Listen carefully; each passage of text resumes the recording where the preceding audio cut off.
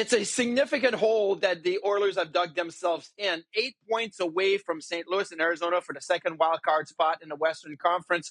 But I'm not sure that it's too deep of a hole. First of all, the Western Conference is not as strong, so a good month will get you right back into the race for the wild card, and even from the Pacific Division and being in the top three.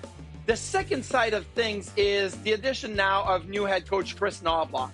And the Oilers, I understand that the roster construction will not change, right now as it is with the Edmonton Oilers, but their structure and the way they play can change. Chris Noblock, I have a little bit of personal experience with him. I was a goalie consultant with the Erie Otters in 2014, 2015, when Connor McDavid was with the Otters and Chris Noblock was the head coach. And that season, despite the fact that they had McDavid and DeBrincat and Strome, and they had that strong offense, they were still sixth in the OHL in goals against. And you look at Knobloch with the Hartford Wolfpack, in the last 5 seasons, 3 times he's in the top 10 when it comes to goals against. The Oilers have never been in the top 10 in the last 5 years when it comes to goals against. The closest they've been was 12 4 years ago. This year, they were 26.